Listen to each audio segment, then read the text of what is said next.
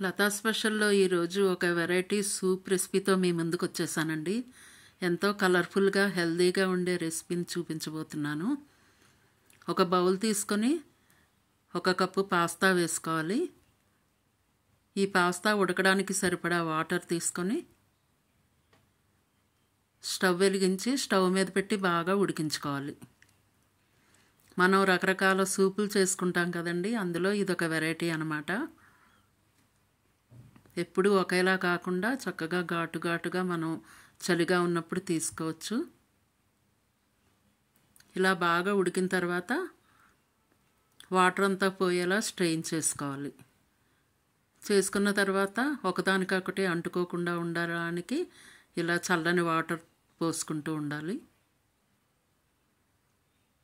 ఇలా ఉంటే ఒకదానికొకటి అంటుకోవన్నమాట. జొన్నపిండి, కార్న్‌ఫ్లోర్, సాల్ట్ తీసుకోవాలి. ఒక బౌల్ తీసుకొని జొన్నపిండి, కార్న్‌ఫ్లోర్ వేసుకొని కొద్దిగా వాటర్ పోసుకొని, నార్మల్ వాటరేనండి, గడ్డలు లేకుండా స్మూత్గా కలుపుకోవాలి. ఇలా బాగా కలిపి పక్కన పెట్టుకోవాలి. మనం కొద్దిగా ఒక పెద్ద పీస్ బీట్రూట్ తీసుకొని చక్కగా పీల్ చేసుకోవాలి. ఇలా పీల్ చేసుకున్న బీట్రూట్ను కొంచెం పెద్ద ముక్కలే కట్ చేసుకుని చిన్న మిక్సీ జార్లో కొద్దిగా వాటర్ పోసుకొని గ్రైండ్ చేసుకోవాలి. చూడండి, మెత్తగా గ్రైండ్ అయిపోయింది. ఇప్పుడు ఈ పిప్పంతా పోయేలా మనం స్ట్రెయిన్ చేసుకోవాలి.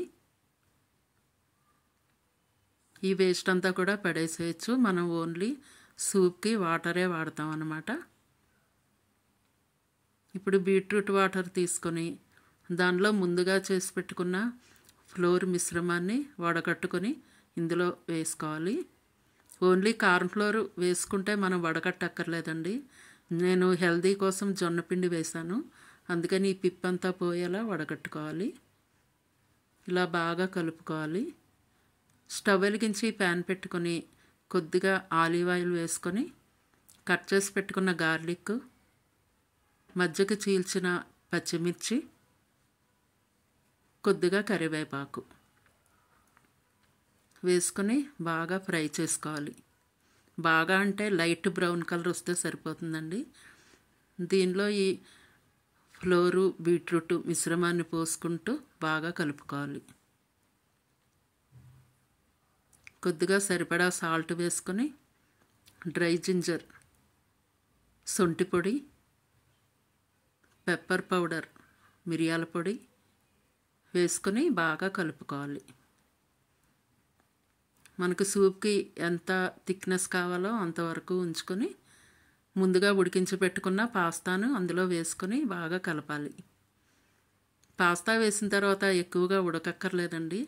ఓన్లీ ఆ శొంఠి పొడి, మిరియాల పొడి, బీట్రూట్ ఫ్లేవర్ పడితే సరిపోతుంది. ఇలా స్టవ్ ఆపేసి మనం సర్వింగ్ బౌల్లోకి తీసేసుకోవాలి.